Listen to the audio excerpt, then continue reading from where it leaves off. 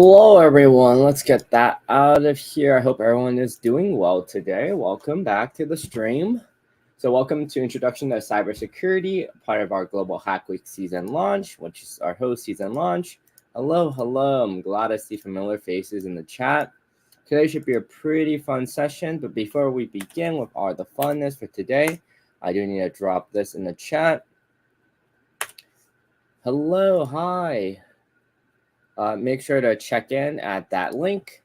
And then whenever that has been done, we'll proceed. So I'm going to switch over to Ask Me Anything. Make sure you do check in. But welcome. Welcome to the stream. That being said, I'm going to get something to drink really quick. I'll be right back.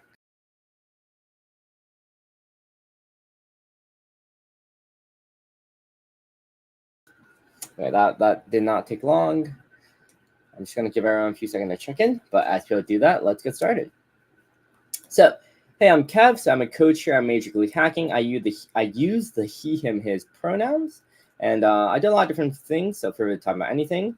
I do have a focus or specialty in generally reverse engineering, cybersecurity, malware analysis, of those sort. Hello, welcome. Thank you for joining us for today.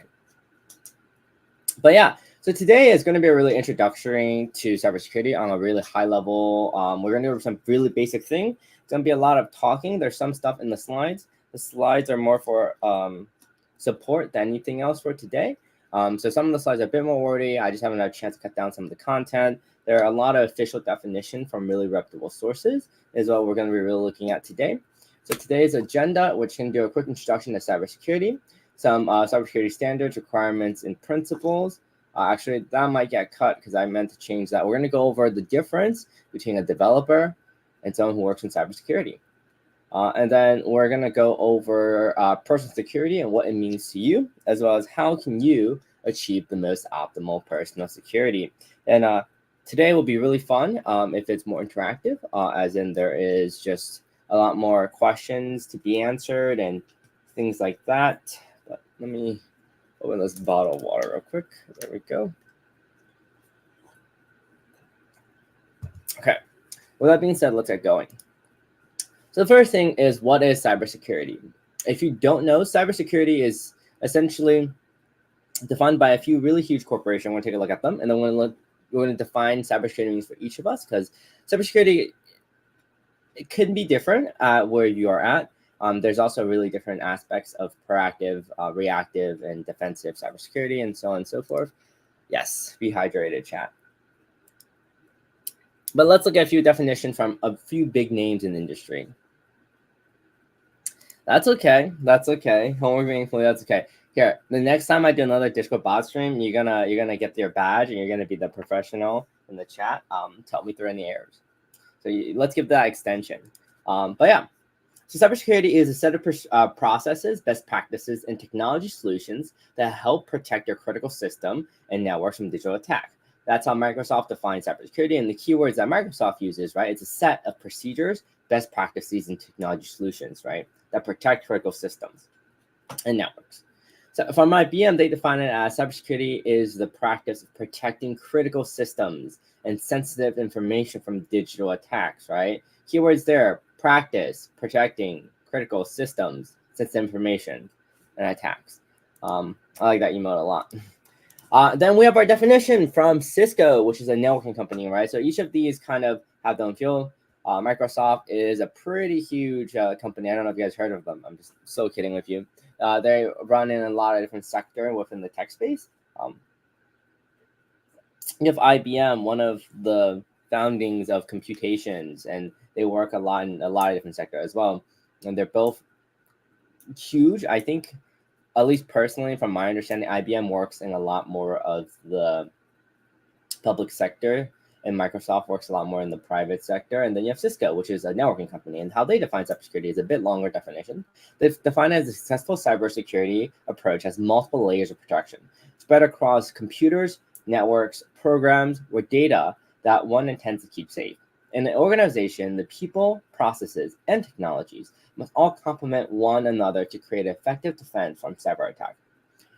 Realistically, my favorite one in here is probably Cisco's definition of cybersecurity. How I personally would define cybersecurity, right? cybersecurity, to hack them some from Microsoft Cybersecurity. Yes, it is pretty cool.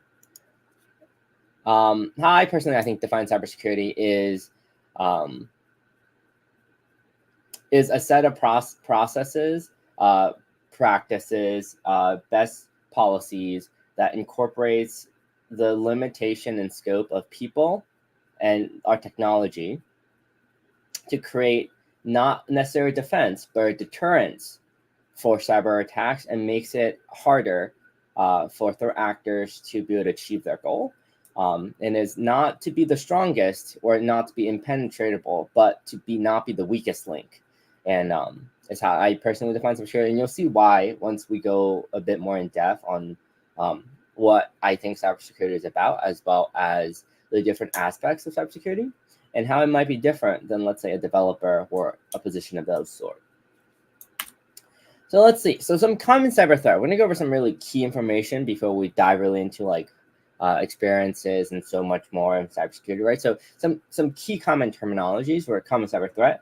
We have malware, ransomware, phishing, and social engineering, insider threat, distributed denial of service attack, or also known as DDoS attack, which if you're on the internet for a while, you most of the time heard of them. You have advanced persistent threats, as well as man-in-the-middle attack. And we're going to go over each of these. So there's a definition on the board. But essentially what malware just refers to is just refers to malicious software. We just took out at the first three letter, which it's kind of like when you join two words together, right? So malware, you can read the definition if you like, but all it really is just malicious software. So anyone can write malware, right? Malware has different level of complexity for sure, but anyone can write malware, right? If you write a program that continues to open windows, that is a type of malware because it has malicious intent, right? It's wasting system resources. It's causing your computer to be slow. It's causing there to be a behavior that you don't want to occur that has malicious intent. Well, maybe not if you're doing it for fun, but essentially, definition malware is any sort of malicious software. Anyone can write malware. I can, you can, anyone can. Level of complexity is where it differs, right? If I write malware, it's probably not going to be as complex as if a state actor or like another country decides to write malware in the sense of cyber warfare. But let's look at this definition a bit. Is the term malware refers to malicious software variants such as worms, viruses, trojan, and spyware that provides unauthorized access or causes damage to a computer. Malware attacks are increasing file lists and designed to get around familiar detection methods such as antivirus tools and scan for malicious file attachments, right? And if you don't know, there is a framework of multitudes of techniques, tactics, and procedures, what we also call TTPs, that malicious software actually utilize, right? You can think of there's way more than one way to achieve one goal, especially in this technologically advanced space. And I think one of the key thing here is malware is the biggest family, right? Malware is the most general definition because it's just any malicious software. I actually think when I was younger, like way younger, like as a kid, I think I always thought viruses were the biggest like definition of malware, right? And the malware is a type of virus. It's actually the other way around. Just in case anyone also had that type of confusion, malware, malicious software, is the biggest arcing family, right? All your ransomware, your worms, your viruses, your trojan, your rats, your spyware, your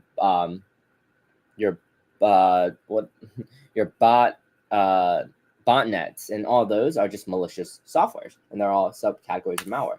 I think I might have grabbed another definition here to really explore a bit, which is malware is a catch-all term, right? There we go. That's what I was kind of talking about, right? For any malicious software, including but not limited to, right? Worms, ransomware, spyware, skip.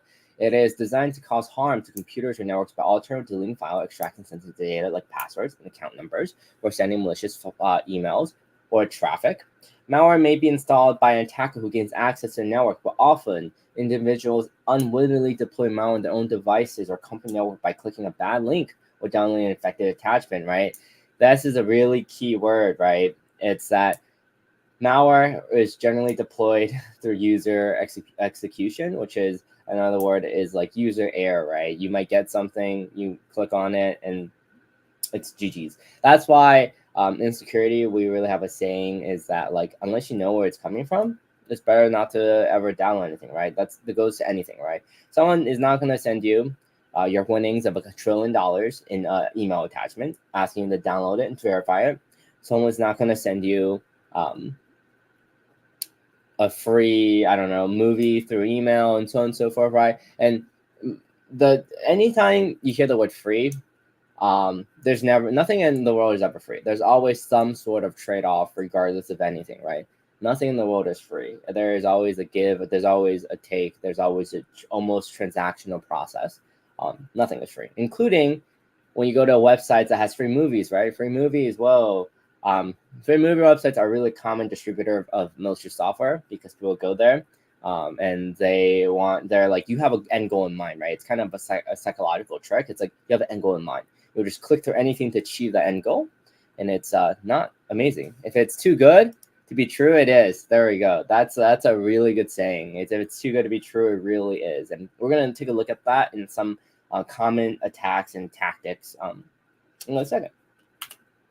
But one of the malwares that we have seen a lot of that kind of have spread rampage over these recent years, right, which is ransomware. And if you don't know what ransomware is, just a type of malware, but what it does is ransomware locks down files, data, or systems and threatens to erase or destroy the data, or to make private or sensitive data public available to the public unless a ransom is paid to the cybercriminal who launched the attack.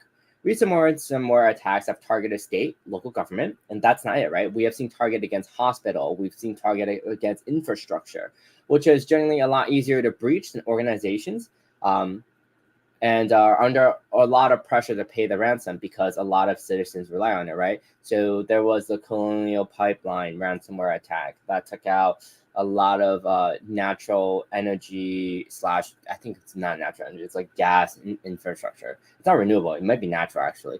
I always get those kind of mixed up. So natural energy but not renewable energy infrastructure over here in the United States, right? There has been ransomware attacks on, I think, if I remember correctly, there was one on a nuclear power plant somewhere in Europe and so on and so forth. And ransomware is pretty dangerous. So they come in multiple forms, right? Some are here to steal data. Some in here are try to disturb the infrastructure and disturb society as almost as a whole. And it's kind of funny if you don't know that, is that most of these attacks are carried out by what we call threat actors, or threat groups, or threat actor groups. There's a group of people. It's funny sometimes is they can almost be like a company, right? Really advanced and really well-funded and supported threat actors. They have development teams. They have teams that essentially write their malicious softwares, and that they have research teams, right? They have reconnaissance teams, and they have like a project manager, project management, because a lot of these huge operations isn't most of the time just a one-man job. It's a whole group of people working together to attack. And they sometimes almost structure themselves almost like a company with like different levels of leadership and hierarchy and so on and so forth. So I don't know if you ever read the news sometimes when we get, well, actually, I don't even know this. So you know how the FBI has a most wanted list, right? There's like a top 10 most wanted criminal from the FBI. The FBI actually also has a top 10 most wanted cyber crimes or cyber criminal list. And these are people that cause destruction and so on and so forth. And sometimes when the FBI or any legal government agency does catch like maybe a cyber criminal, it's really hard, right? Cyber is a really sophisticated space that is not bound by geographic location, right? Cyber crimes can be launched across the globe. You can be not even in the country, which makes it really hard to be able to prosecute or crack down on cyber crime. And realistically, cyber crime is pretty hard of a definition in the sense that if you don't know how there was like an act, I should really know this by now, but there is a law that got passed. It's like the Computer Act of XYZ year. It's like 1918. I don't remember. It's probably 19 because 18 doesn't sound right. 19 something, right? What that essentially says is that if you are attempting to utilize resources that you're not authorized or have access to, you're committing a cybercrime. And it's a really broad definition, and sometimes it becomes a deterrent to researchers or so on and so forth, for people who maybe don't have ill intention or malicious intention, to be able to break into things or test things. And that's why the saying is, if you ever get into anything cyber, you always want to make sure you have explicit permission to be doing anything you're doing. And this is key. If you're doing anything, even if you're looking at cyber tools, right, and toolkits, especially things that maybe scan networks, right, you need to really make sure you have explicit permission to do what you're doing. Or, not that I'm saying this is recommended, I'm just saying it's either you have explicit permission where you need to be good enough to make sure it doesn't trace back to you. But realistically, we just want to make sure you have explicit permission to be doing the things you want to be doing. You can always set up mock networks through virtualization and so on and so forth to do some of this testing. You always feel free to scan your own network, right? You can always point scanners or anything in your own network to be able to practice and test those things. I think I might have another definition of ransomware. It's really just when you actually, this reminds me. So ransomware can come in many forms, right? I don't know if you guys have a lot of computers, especially Windows Pro models. You know what's funny is if you guys remember, I have people who've been watching recent streams. I started utilizing. Well, I picked up a MacBook Pro to fix up and like you run some tests on it. It's like a really, really old MacBook Pro. Basically, like it's like 10 years old. And it's just like I'm here to just like test some stuff and then run some things on it. And what the thing just started. So let me run this real quick. Any questions for everything I've said so far? I'm gonna take a few questions as I just get this running in the background. So this install isn't like waiting for me for like a decade. I'm just gonna partition a disk real quick. Right, it's like I just wipe clean something, and I'm just gonna really quickly partition it, and then have it be able to install a really old version of the OS and see how far I can update it. It's like a really, really, really old version of this operating system.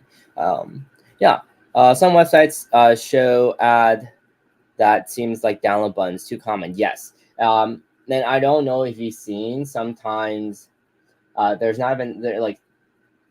Websites are really tricky, right? And redirects are really, it's pretty problematic because redirection. Okay, so I do need to format this. Okay, this is a later project now because I have to format some stuff. Okay, cool. Let's get back to this. And that's really common, right? That's why you should always be careful about the sources where you download things. And if you're ever not sure, one really common concept, I don't think I have it in Linux lesson, we'll cover it now, is called file hashing, right? If you think about how file hashing works, it's a mathematical algorithm that generates a unique number for any data. There are some times where hashes collide, but they're super rare. And like as more hashes improve and more advanced hashes came up with, collision ranges or collision areas are basically almost close to non-existent. I can't say it's non-existent because everything is possible until like everything is possible. It's just a matter of when it happens, right? Or if it happens, anything's possible. And with that being said, yeah. So what you can actually do is it's like fingerprinting a message software. Yes, hash plus salt, but this is different, right? We don't want to salt it. Hash plus salt is where you're really talking about passwords, right? And the reason you want to throw in the salt is that if the people just get access to just the hashes, they wouldn't be able to do anything. They would be able to do something with it, right? Because with a hash, you can try different techniques to crack the hash, or however the algorithm is driven to the hash. But if you salt it, you're adding randomness to the hash. And what that allows is that if you just get a copy of all the hashes, it's not just the hash. You also have to know the salt to be able to unhash it. So you actually, it's actually not hash plus salt. It's generally let's call it it's like clear text plus salt. Then you hash it generally. Don't usually just throw because if you have hash, you just add salt to it. I usually do that too. Think about it. I think that might be actually a way to do it. I haven't done cryptography in a while, but yeah. Hash plus salt, I think that's what works. Because if you hash, you just add a salt to it. Well, you can then chop things off, so it's not really helpful.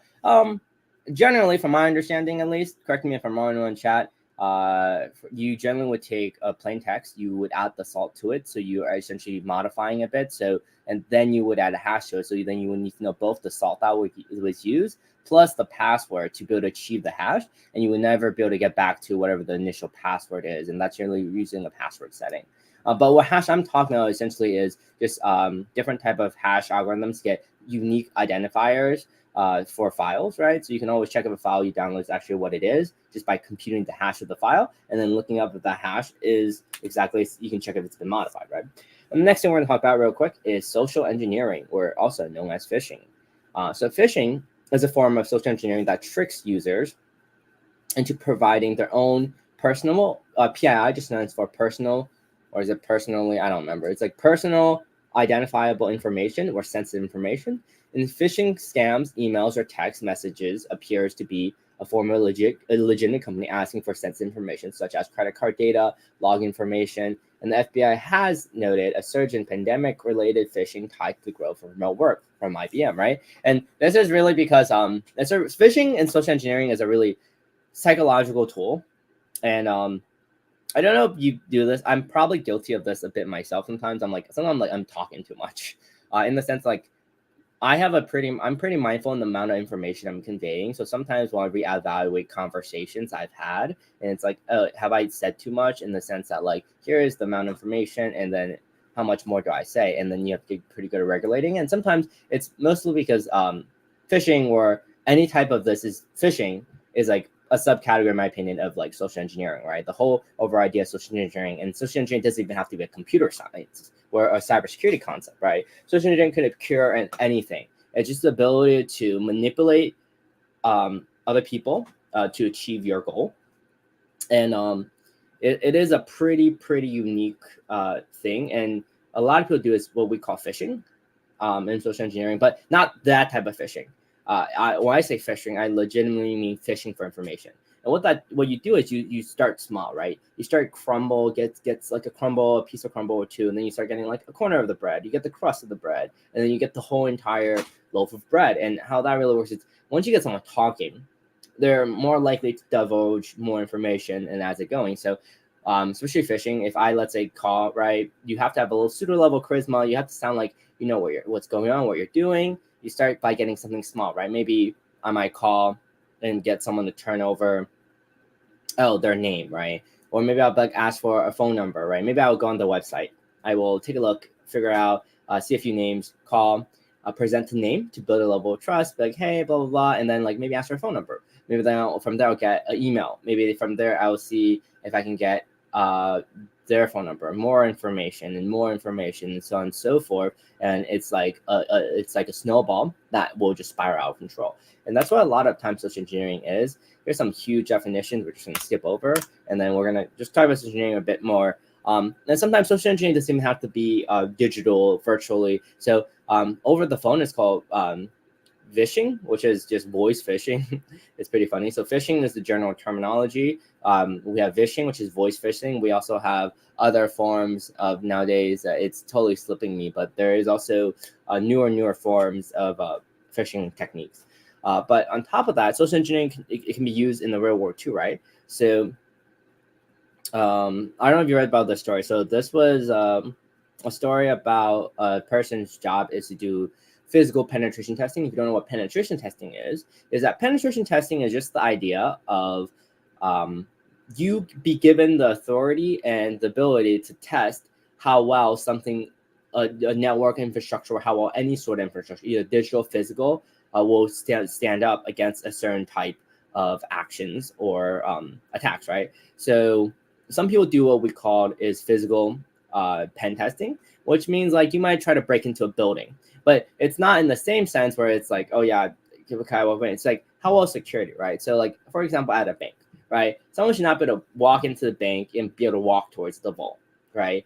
So that is the level of physical penetration testing we're kind of talking about. And there was this one story I read somewhere where I heard, I can't recall exactly, but it was pretty cool. It was that, so this person who focuses on physical penetration testing got hired to test. They feed their databases. I'm not sure what this is in reference to. They feed their databases. But yeah, so in like a physical penetration testing environment, what might actually occur is someone might try to build trust, right? You might walk into a bank, and this guy was paid a physical pen test bank, and what he did is he walked in. he studied the layout of the bank first, and then he walked towards where the manager of the bank's office is, and there was someone inside. So he just stood nearby there, and then what he is doing is building trust, because when he's walking from the direction past the manager's office, they would be able to gain a lot more other information, because they would think, oh, this guy just came out of the manager's office. He just spoke to the manager, so he's been vetted, right? The manager cleared that person's identity, and from there, he built a level of trust with everyone else. And the manager doesn't know, because if now he has the built level of trust with the people, he was actually allowed to touch the hardware inside the bank. He then went and talked to the assistant manager of the bank, right? Because now he came from the manager's office. He just talked to the assistant. He'd be like, hey, I would just spoke to manager. I'm here from corporate. I'm here to do some software updating and to troubleshoot some of your hardware, right? And the assistant manager think, oh, the manager cleared him. And when the manager comes back out, the manager will think the assistant manager cleared him, and he was able to actually do whatever he wanted. He walked out of there with their actual computers, their desktops, their laptops, and all he promised them, hey, I'll bring you new ones. And but nowadays we have gained a little bit more of vigilance to these type of scams and social engineering, as things are like this manager. They feed their database, the companies. They feed their database, the companies, like this manager. I'm not sure where you're going at, but if you build on that, we'll take a look. But yeah, so that just shows how powerful something like social engineering or phishing can really be. But yeah, so really quick. So we're going to take a look at insider threat. So insider threat is just the idea of current or former employees, business partners, contractor, anyone who had permission with access into the system or networks in the past. Anyone can be considered insider threat, right? Because they had access, they knew the lay of the land, they might have understood the architecture and so on and so forth. And with insider threat, traditional security solutions like firewall, intrusion detection systems, and devices become a lot more useless, because they're focused on people who not have access. And if you don't know, let's get in the corporate world. Sometimes when HR is about to fire someone, they sometimes will alert like security teams to be like, hey, keep an eye on this person. And just make sure they're not like trying to steal company information, right? Trade secrets and so on and so forth. And insider threat is something that's really hard to deal with, right? Because you never know what someone will do. And they have a better understanding of the lay of the land because they used to work on it. They used to be the developers, or they might used to be the person who handled the accounts or who knew people, right? And this becomes a pretty huge problem. So especially nowadays with the advancement of AIs and a lot of solutions, there's a lot of companies looking to put new technologies for safe barrier or warning signs when someone could possibly become insider threat. And in this world, we have a lot of, if you don't know, actually, a lot of companies utilizes what we call contractors. And the reason for that is contractors are a lot more easy to handle. It's ready be your own. It's really be your own. Either I'm missing some context here where I'm not really understanding chat today. It's really be your own.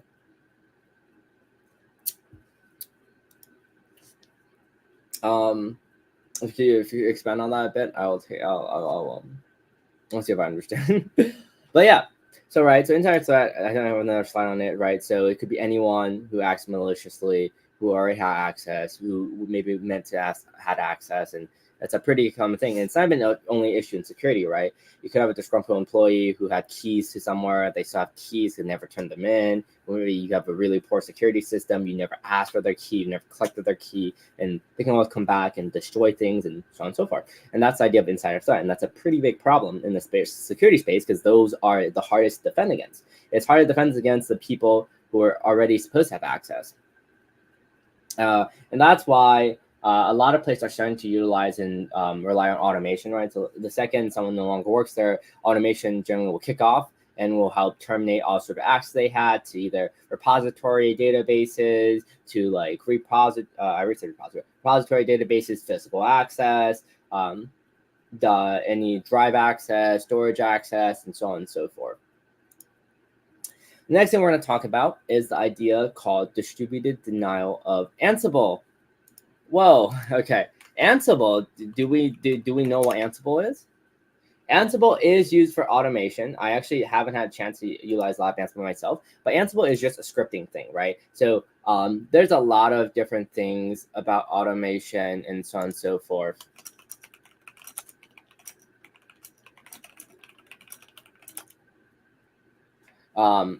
There is, yeah, sorry. I had a message coming. I needed to make sure everything was exploding. But yeah, so Ansible is just an automation tool, and it's really great. But there's also many things out there, right? You can automate with Python. You can automate with any sort of building out your own APIs and your own integrations and so on and so forth. Okay, let's say I want a service. They gave me a form to fill, and now they call several times to sell the course, even if I refuse to take the course in first call only. Let's say I want a service. They gave a form to fill. Now they are called several times to sell course. At least I don't know. I don't know course. I want a course. They gave me a form to fill now. So here is my understanding. So if actually in the United States, right, so telemarketer and all that exists, there's actually, I think it's called the Do Not Call Registry. You can go ahead and if you enroll yourself in the Do Not Call Registry, it's technically illegal for telemarketers to call you. If you're on that list, I think you do need to renew it like every 2 years or every 5 years. I am on the Do Not Call Registry. If they call me, I'm probably not going to think, but it helps decrease the amount of telemarketer calls you get because they're technically not legally allowed to call you if you're on the Do Not Call Registry.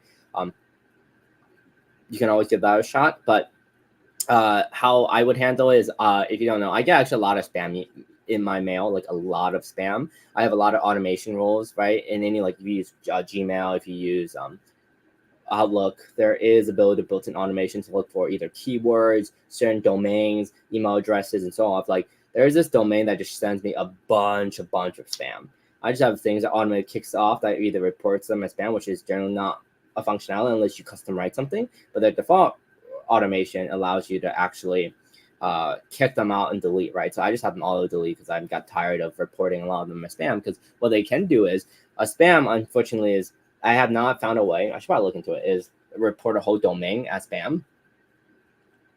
So what I do is I just write rules for whole domains and not email addresses. Normally I found out, at least for me, I've only been able to figure out how to report a single email as spam or junk or phishing, and I've been able to do multiple. So what I do is I just write rules for the domain and just garbage them away. But yeah, it's definitely a real world problem. Oh, I have skipped around because I didn't realize I didn't finish talking about this slide. So distributed denial of service attack with DDoS attack is a really common, most people know this. It's essentially, the whole idea is a DDoS server attack attempts to crash a server, website, or network by overloading it with traffic. And what that all means is, if you think about it, is your network essentially into your house or into anywhere, essentially is a bridge. The bridge can only hold so much people. The second the bridge holds too much people, people are just getting pushed off, right? And that's when you get your your server side's error, which in HTML is like your 500 errors, right? So your servers are starting not able to handle that communication because there's no longer room on the bridge, and everyone's just getting knocked out of the bridge, and you're not able to fully coordinate and communicate, right? So most of the time, how it works is, so usually from multiple coordinated system, because one computer making requests is not going to be nearly enough to take off anything. And then generally what happens, it's multiple computers. And what a type of malware they generally might take advantage of is called a botnet. What a botnet is, essentially, it's a piece of malicious software that gets deployed, and their job is to keep it in deployed. They're like a virus infection, but like a human virus infection, right? Their job is to grow and multiply and try to infect as many computers as possible. And what they do is they don't actually cause harm to the computer itself. Generally, they stay dormant.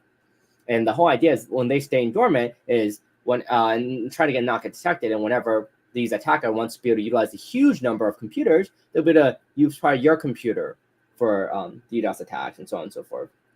And these attacks generally overwhelm enterprise network via a simple network management protocol, right? So like you can use you might be able to send like this, maybe this website, right? You can just have hundreds of computers, thousands, even millions of computers shoot out and try to visit that computer at once. That and the end of that IP address for that, when you type in like www. Right, that actual URL, what actually happens is that just translates to IP, and the IP just links to a computer or some sort of electronic device somewhere, and that device will have to respond to each of those requests. And what happens is when you flood that device and flood that bridge, the device is no longer able to keep up and not longer able to service all those requests.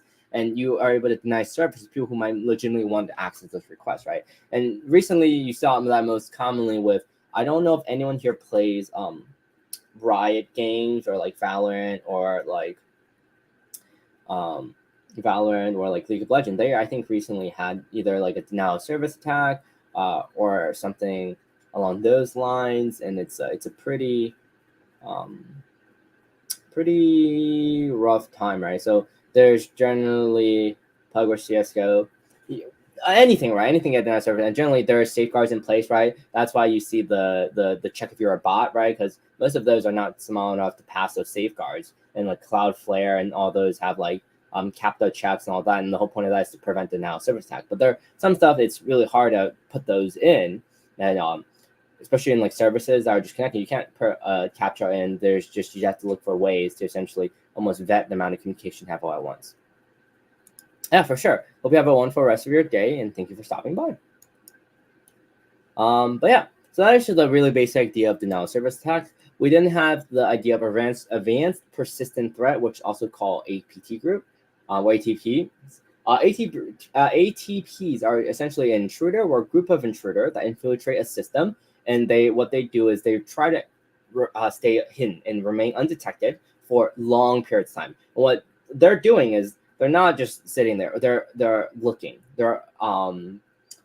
are completing reconnaissance, right? They're getting familiar with the lay of the land and understand the system, the network, to later be able to do damage. Right? So they generally leave the network and system intact, so the intruder can spy on, let's say, business activity, so sensitive data, avoid detection, right? Built in their own measures, right? Figure out how they can breach certain databases, certain computers, gain privilege escalation, move throughout the network, and essentially gain more foothold and control.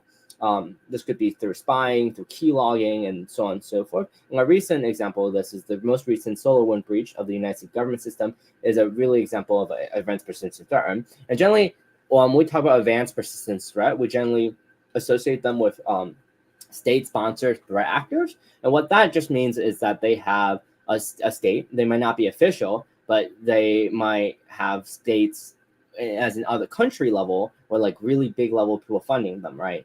So like a good example would be like Russia, North Korea, China, and so on. They might sponsor advanced persistent threat groups to attack and perform cyber warfare, or try to steal what's it called? Essentially sensitive information and data that they might be able to use to create weaponry or advance their technologies and their needs. But that is the idea of advanced persistent threat. I'm going to skip that definition. So man-in-the-middle attack, these are pretty scary because ones done correctly are pretty dangerous. So man-in-the-middle attack. So man-in-the-middle is essentially an eavesdropping attack where a cyber criminal intercepts and relay messages between two parties in order to steal data. And for example, on secure Wi-Fi, an attacker can intercept the data being passed between guest devices in the network. How this works is why this becomes less of a problem. It definitely still exists as a problem. It definitely has dropped a lot more because we now require you to have SSL on most websites, or have you seen that those lock on top of like web browsers and web pages, right? That essentially says you're using a key to securely encrypt the data that only like you and the other person can understand. That means even if someone is sitting on the network and listening, all they will get is segments of encrypted data. Yes, they can try to decrypt it, but we generally use hopefully strong enough encryption that they just can't just snap and decrypt it. But man-in-the-middle is definitely so rare. Sometimes what they do is they pass things along. So another example of man-in-the-middle attack might be, I can create a fake landing page that looks like Microsoft, right? Microsoft Outlook. And you go there, I send you a phishing email, you click on it, you go to the email, you provide me the username and password. I could scrape to take that, but what I want to do is make him not suspicious, so I can then redirect it to the real page and then maybe auto-populate your username and password and log in for you, and then you think you just logged into your email. But what you just did was you logged into my middle site that provided me your information, and you're none the wiser that you've been logged in. You just gave me your information, and you just go about checking email and go about your day, and now I have a copy of your credentials. HTTPS, exactly, right? It's hyper, I should probably know this, it's hyper something text protocol, hyper something text. What was it? Anyone chat remember? It's hyper something text protocol. I have no clue. And you know what's funny? It's a hyper text transfer protocol. There we go. But you know what's funny is I'm pretty sure HTTPS isn't even like hyper. I'm pretty sure HTTPS has a whole nother standing, if I remember correctly. S isn't just secure. It's like hyper. Oh, it is. Okay, maybe I'm just crazy. It's hyper text transfer protocol secure. I think there was something. There's a protocol where they also add S for like secure, but it doesn't read secure. It's just really unintuitive, and it's a pretty funny concept to see something be so unintuitive. With that being said, before we get into person security, we're gonna take a look at so anyone here actually interested in like a career in security or anything along those lines, right? What do you want to do, right? What is our current interest in chat, and like what do you want to do as a career?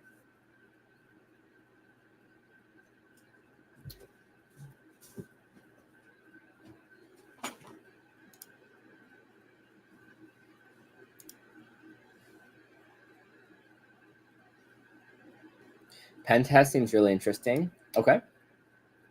Penetration testing, that's a pretty cool thing, pretty cool ideas.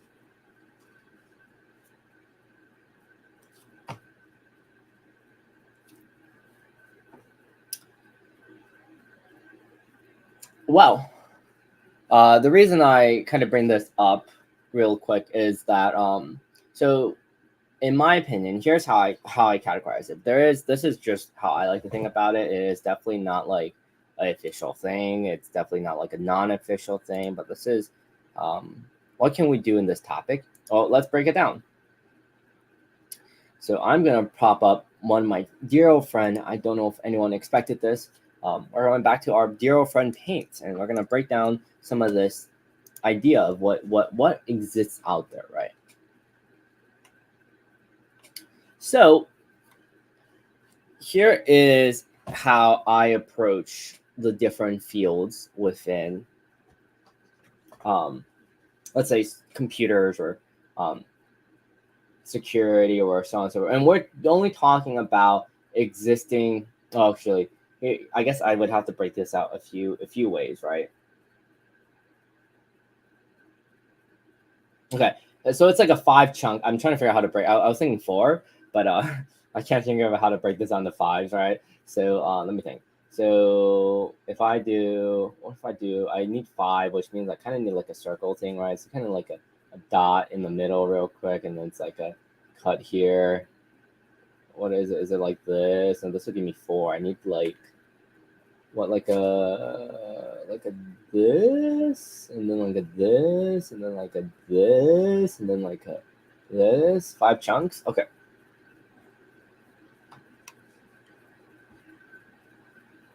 What is your mainstream field as a techie? Well, here, let's explore. So I'm still kind of doing that exploration myself, but I like to think I'm focused on cybersecurity. But so here's how I break down technology or go into like computer science or CS, right? So these are not official. This is how I look at it. And whenever you talk to anyone, they might have a different interpretation of how this works. For me, we have our analyst. I can't spell, so forgive me. That definitely doesn't say analyst. But imagine that it says analyst and I can't spell, so leave me alone. Then we have, I like to call them your engineers. I also can't spell, so these are going to be really roughed out. And then we have over here our administrators.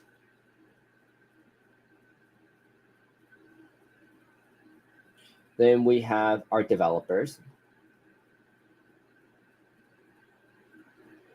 And then we have our computer scientists. analyst. Okay, thanks chat.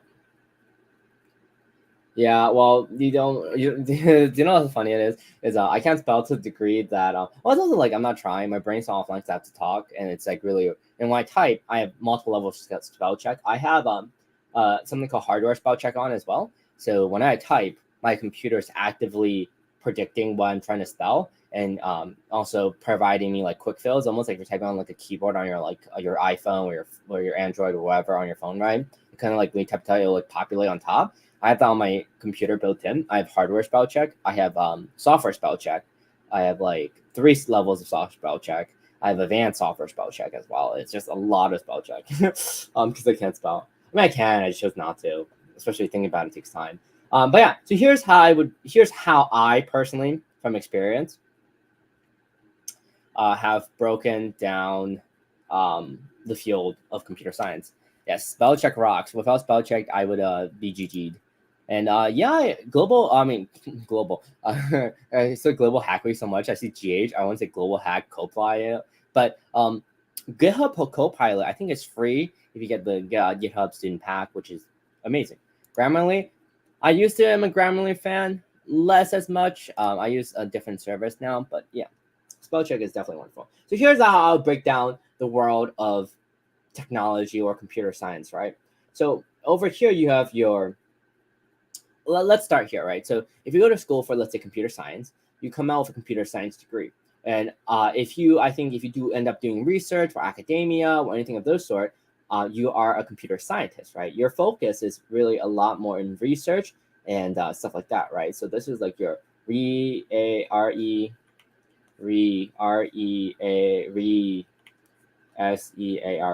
research. And then this is like your academia stuff, right? So I classify you as like a computer scientist. Academia. This is how my understanding of computer science is about. What about data scientists, right? Data scientists are a form of analyst. I know they might have the word scientist in them, but what they actually do is they do a lot more analysis work, right? And being an analyst doesn't mean you don't have computer coding or any other computer science skills.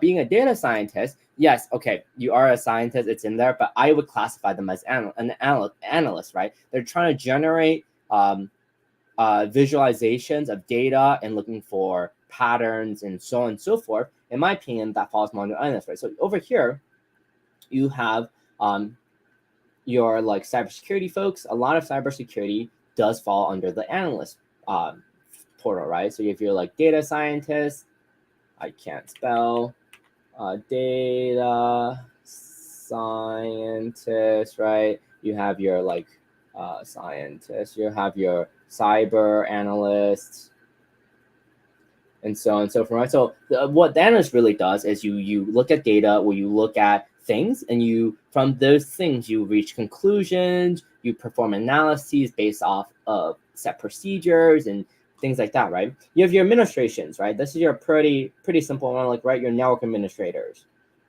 your desktop administrators, your firewall administrators, and so on and so forth, right? Those are all your administrative roles, right? You can have your network administrator, your firewall administrator, your desktop administrator, your XYZ administrator. And then here are 2 huge categories left we haven't defined, and I broke them out, which is pretty, unlike a lot of people's understanding, I break them out. Most people use them pretty interchangeably and pretty like as one word, but how I personally think is the best way to interpret this is that engineers focuses on infrastructure. If I can spell, that's its infrastructure. They focus on architecture. They focus on all. In other words, you can think of it as almost like how everything works.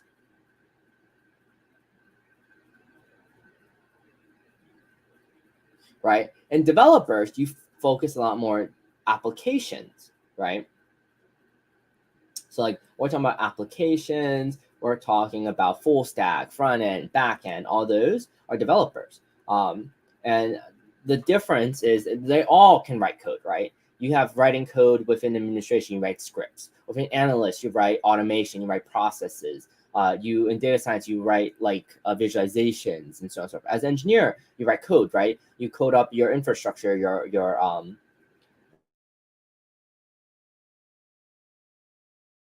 things are past each other, your security infrastructure, essentially making sure everything works together as one, and making sure everything works out. And as a developer, you write your application, you write your APIs, you write your actual full stack apps, your front ends, your mobile application, any sort of application development. And that's the distinction, right? So like as an engineer, you build everything. A developer, you're making just applications. I don't mean it in like application is a huge word. It encompasses so much. Yes, but the way I approach it's the same. The approach to the same thing is way different than a developer. Yeah, for sure. Right, because like most of the time you're also tackling different problems. There is a lot of positions, especially in like going off. There's a lot of like overlap, right? You might perform a task in any of these 5 separate branches, right? And as a scientist, we talk about it's a lot about academia, right? You write code for research purposes. You develop something new that might maybe later be performed in like an industry environment, and so on and so forth. But this is how I would break down all the different type. And the 2 things that we're going to really focus on real quick is if you ever choose to go into cybersecurity, it is really broken down into analysts and engineers are generally the 2 common ones. I'm not saying that none of these other 3 exist. They do. But in cyber, you're generally broken into an analyst or engineer. And we're going to take a look at that real quick. So most cybersecurity operations runs with these few components, right? We have our red team. We have our IR, which also stands for incident response. We have, or also essentially it's just blue team. If we're talking about team conventions and using those colors, we have red team, blue team. We have some sorts of research operation or intelligence. Actually, it's probably the better word for it. Intelligence, right? Some sort of intelligent front. We have some sort of let's call them research, and this can encompass a lot. And the reason I don't say specifically is it changes from place you go to, from place you are at. And then we also have engineering, and we also have like automation. And technicality wise, I'm going to throw this in, but this kind of goes away from what we're talking about. Well, it kind of doesn't as well. So we have also like your firewall support, right? Your firewall teams. You also have things like AppSec or application security in most places. And so on and so forth, right? So if I'm gonna underline everything that is more of an analyst role in red. So red team, right? Blue team, intelligence, research, right? And anything that's in a more engineering role, I'm gonna underline blue.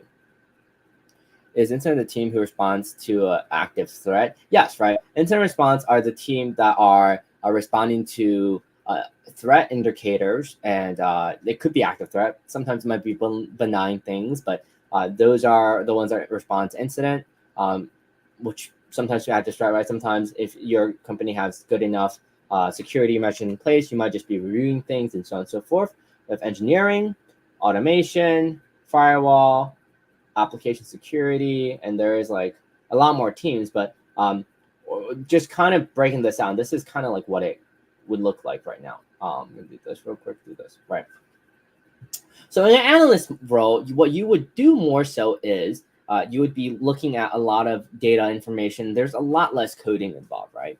And you're really focused on is replying things. So in red team, what you do is you look at actual threat actor tactics, techniques and procedures out in the wild, and you would then try to emulate those against your own infrastructure or your own company's infrastructure network. And it's kind of like penetration testing, but there's a key difference, right?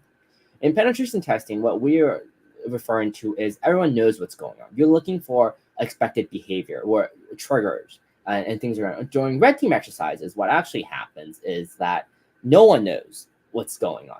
Red team's job is to act completely like the enemy, which means generally your IR team doesn't even know what's going on. During a penetration, your IR team probably know what's going on. There's going to be a flood of alerts. We're going to see what alerts get triggered. We're going to see what our coverage looks like, or how much our defenses look.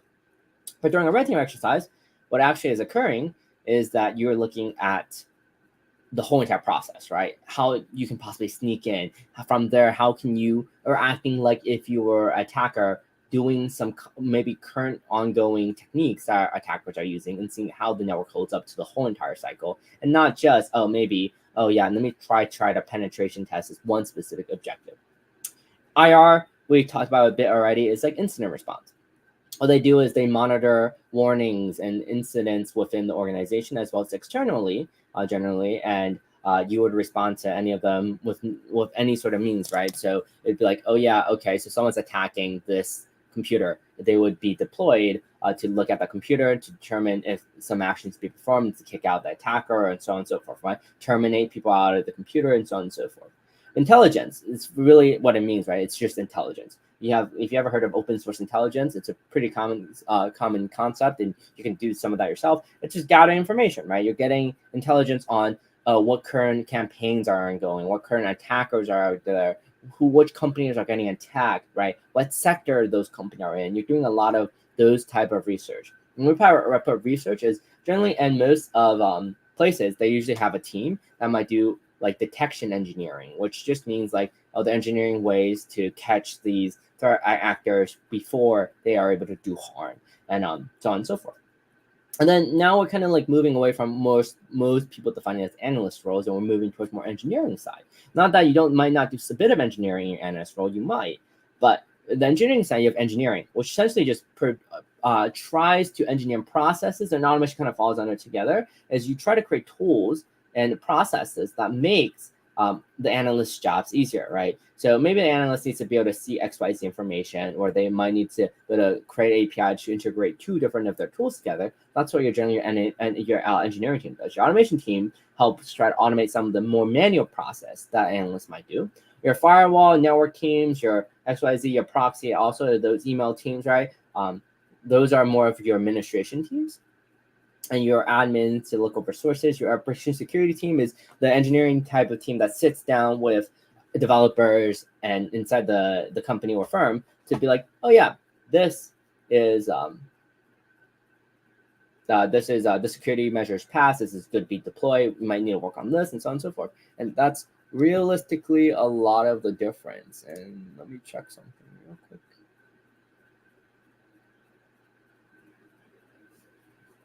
Okay, cool. With that being said, that is the end of that, and we're gonna wrap this up real quick. But for our last topic, and if there's any questions, feel free to ask. So some person security. So we're gonna end today with discussing some person security and take any questions about these, right? So what you can do to achieve better person security: password managers. Please have a password manager. It's a lot better than the system that everyone thinks. And I think this myself sometimes, and I've done this in the past. In your head, you always think, okay, I can come up with my own algorithm to generate more secure password, right? That like maybe takes the first name of your father and takes the middle name of your mother, combined with the last name of your brother, attach it to some additional identifying factor, and like that's your secure password. Is that really secure though? Nah, it can be, it cannot, but following that predictable pattern means if someone cracks one of your passwords, they could try to re-engineer, reverse engineer a way to do things. It's just a lot to that password manager. Where all you got to do is remember one really, really strong password, and that one really, really strong password remembrance allows you to tap into all your other accounts and all your other password. And I know that there is some fight back in this, in the sense that, but then I can't easily log into things and so on and so forth, right? But unfortunately, generally in the most world, there is a trade between usability and security. If you are always secure, you're decreasing usability, because when you're decreasing usability, you're decreasing surface area that could be securely vulnerable. So there's always a two-way trade in that way. So great question. So we're going to answer the first one. Which ones do you recommend though? I personally recommend a lot of open source stuff. So I personally recommend things like Bitwarden or things like that are open source. Bitwarden is the one I use personally. I've used other ones before, right? So Bitwarden, I also use KeePass. You can use more than one, right? I use 2 KeePass managers. You can use one. So Bitwarden, KeePass are pretty good. If you want a paid solution, right, there's a few of them out there. They're not on top of my head because I don't use paid solutions generally, especially when there is open source solutions out there. I think what was the other one? There's a really big one. I just can't remember. It's like LockPass or like LifeLock or something, right? There's a lot of them out there. And there's only more and more as now security companies realize, oh, I can offer this as a suite of product, right? You get my antivirus, you also can get my password manager. Well, you get my VPN, you get my password manager, you also get my antivirus. Where like you get my VPN, you get my, you see, every place is now hopping the field, but I personally would recommend maybe a KeePass. That is really good if you want to do a file-based keyword, right? So that's easier way to pass files around for like organizational use. Or you can have a password manager like Bitwarden or something like that. There's definitely other ones out there. Those are the 2 I really know. How does two-factor authentication help with security? Two-factor authentication is wonderful. What two-factor authentication does is that if someone is able to compromise your password, they still aren't able to actually do anything, right? Because what happened is if you never say, oh, this is a trusted device, even if someone compromised your password, let's say I somehow broke in the super hypothetical. I broke into Threads, the new Instagram application. I stole the huge database of password. I was able to crack some of those passwords. I can try those passwords, but if you have two-factor authentication, what you actually get is a notification that's 1, someone tries to log in. 2, without that, I still can't get into your account. That's what two-factor authentication is great. It is, again, adds overhead and it hurts usage. But it is a wonderful security measure and tools. And sometimes we are also, a lot of places are recommending even advising against using your phone number as a possible two-factor because phone numbers can get hijacked, right? There is ways to get your text get redirected somewhere else and so on and so forth. And remember, two-factor authentication, no one should ever be asking you for your two-factor authentication code. That is not a thing. No company does that. And if they do, I would question their reputation.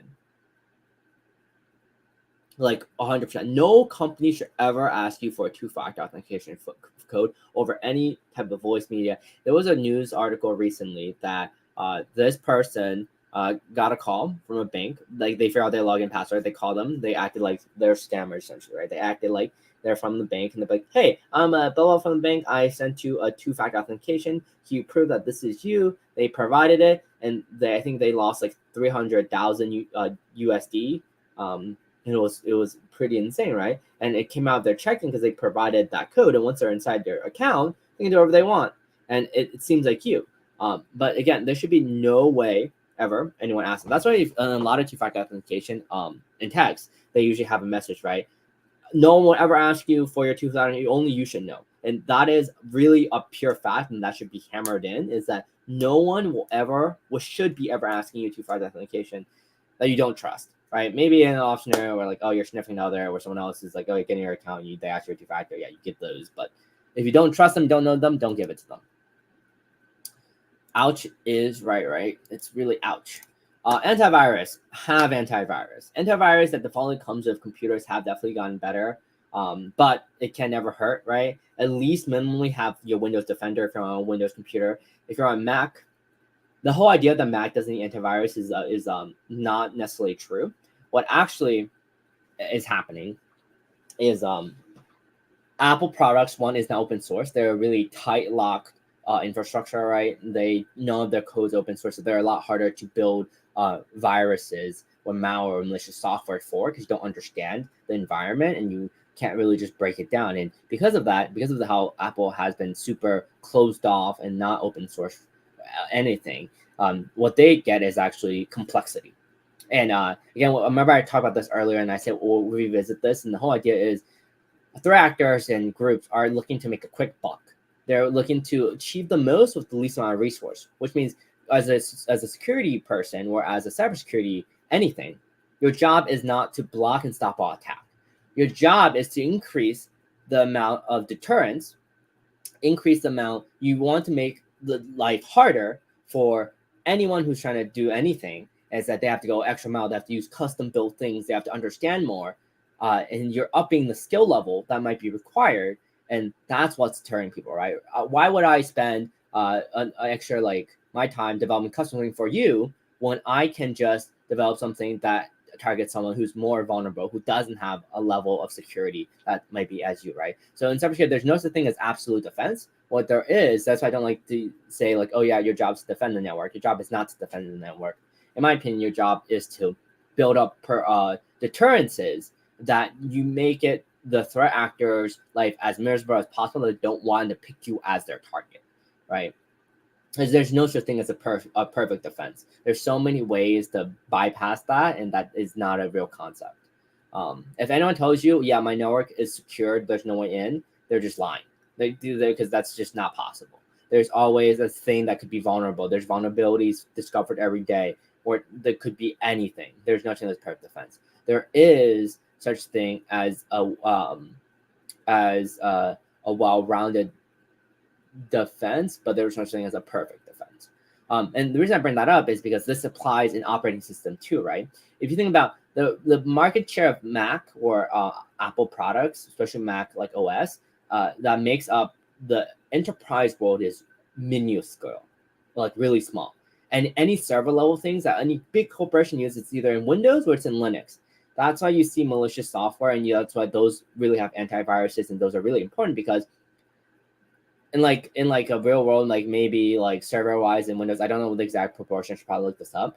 But essentially, right, I can write a piece of malicious software that targets Windows, and I can have a chance of targeting a huge population of the enterprise world. If I write something for Mac, who I'm hitting? No one. It's not worth the effort for me to develop malware or antivirus or like malware. What was the malicious software or any sort of things for Mac, because there's the gains out of it is just not worth it. And that's why it's not necessarily always that Mac is just safer and you can't get a virus. You can definitely get a virus in Mac. It's that threat actors and groups don't want to waste time writing things for Mac when what they get out of it is so little, so minuscule, and that Mac has a level of complexity to it because it's fully closed source. There's nothing that's open about it. So for them to develop something for Mac, it just costs them so much more energy. It's a deterrent. But that does not mean you cannot get hacked on your Mac. You definitely can. Apple's even announced a zero-day vulnerability, which is the idea that a vulnerability that has not been patched yet or haven't patched out yet. And it's a real concept. But yeah, so that's why it's really important, especially in a Windows computer, to have Windows Defender on and so on and so forth. At least minimal, most basic antivirus. And then what's funny is they changed Windows Defender to name Windows Security, and the whole reason is it's not a PR change. It is a branding change. And the whole point of this branding change is so people know it's like Windows Security is just an antivirus. There's a lot of other security things and not just scanner. When people say think Windows Defender, they would think, oh, it's just a scanner. It's not active. It's live. But Windows Security, it definitely has improved. Throughout the years, Windows Security has been so much better than it is. It catches a lot of the major things, a lot of the simple things, and it at least minimally have that on. Sandboxes, right? All sandboxes are essentially if you're going to open something stupid, find a way to open it in a sandbox, which is something you can scrap, rebuild really quickly, right? That could be a virtual machine. That can be there are different sandbox service out there. Some antiviruses offer a sandbox service and so on and so forth. Rely on those and do not designate things directly on your computer. If you don't trust it, don't open it. That's all that it is. And the last one, just be situationally aware, right? Someone calling you asking for your password, calling out your bank saying, hey, you got to tell me your password to verify you, or like you got to give me this code so I can verify that you are you. It's most likely not legitimate, right? If you're on a website and it's like downloading, the ad says click here to download, be aware, know what's going on. If you're getting an email from someone you're not expecting email from with attachment, don't download it. Really simple stuff like that is what keeps you secure and keeps your data and your personal information secure from anyone who's trying to take it away from you. With that being said, that concludes our what I had prepared for introduction to cybersecurity. Is there any questions from anyone? Anything? Throw me anything.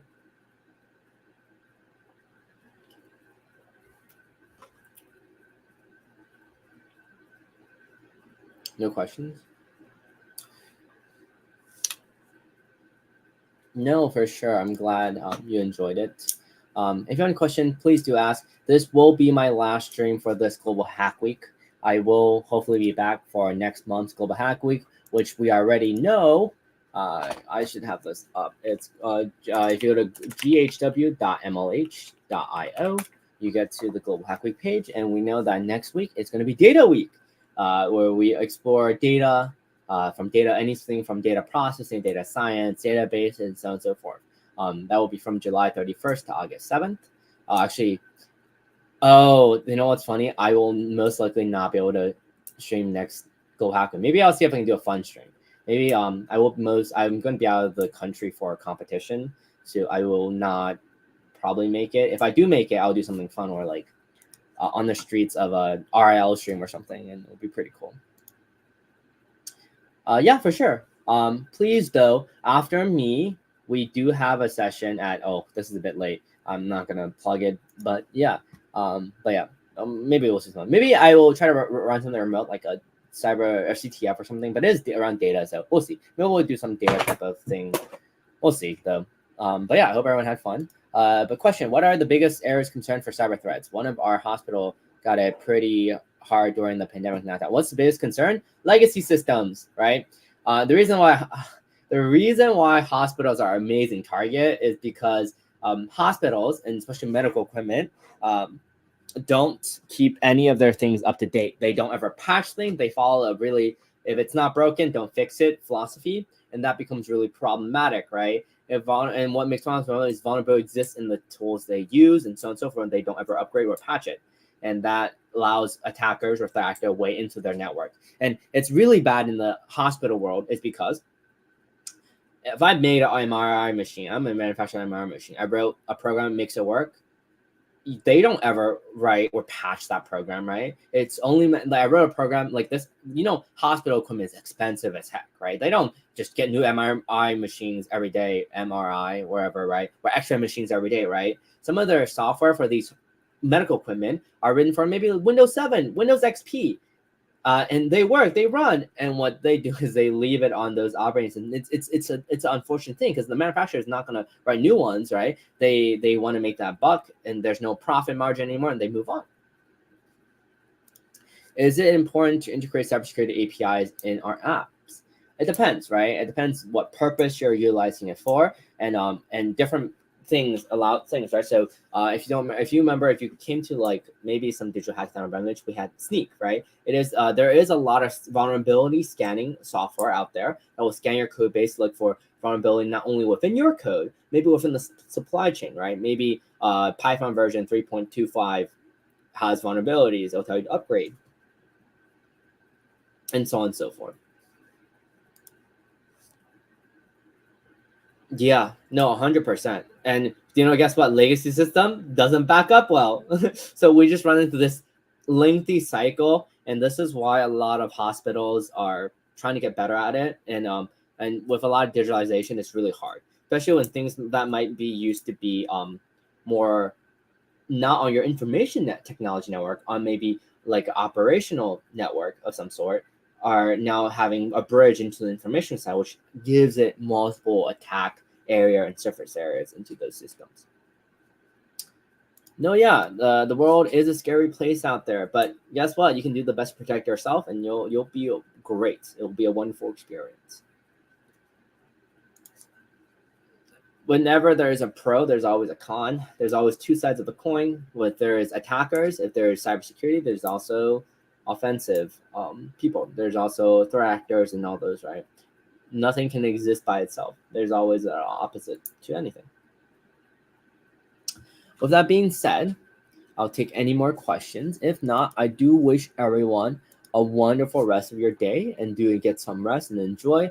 I think I have like a 5-hour drive coming up soon, so I'm probably going to go some rest, chillax for a bit before I have to make a commute somewhere.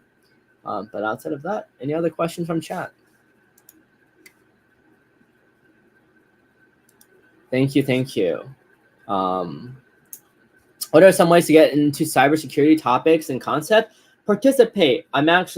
I will share this, is that I'm actually going to be out. I'm going to probably be out the next Global Hack Week.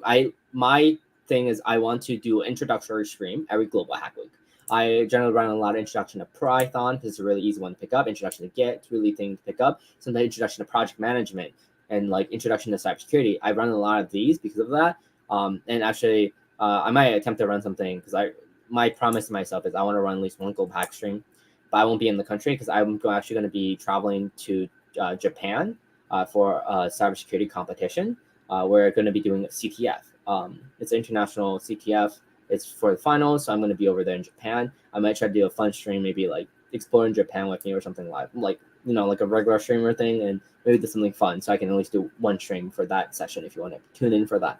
I'll work that out later. But that being said, sorry, that was a huge sidetrack. The reason I said that is because how I got into cybersecurity, I'm actually not even that far in. I probably only started doing cybersecurity for like a year, and that's with all the schooling and like education. I haven't had that much. I have real world experience with cybersecurity, but how to get involved is start with doing CTS, right? Capture the flag challenges. They're almost equivalent to hackathons for the security space, right? You can do CTF. There's a lot around, right? A lot of university run CTFs that you can publicly interact. There's something called CTF time. You can look for capture the flag challenges where you take a lot of your cybersecurity skills and you apply them into a competition. There's also you can also look for different other exercises that in cyber. There's a lot of them out there, and cybersecurity. The other thing that we need is fundamental knowledge in a lot of different things. Right, so fundamental knowledge and networking, at least understanding, right, of high level concepts, because you're dealing with a threat actor using this and that. If you don't understand the technology or the fundamentals, how everything works, you're not going to be able to understand what's going on. Thank you. I do appreciate this. But yeah, with that said, any other questions?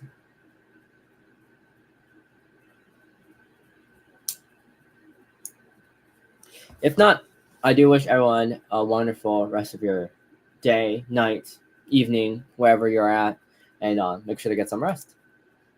Hope everyone enjoy and have a wonderful weekend. And this is my last stream for this Cold Hack Week, unfortunately. So take care, everyone. See ya.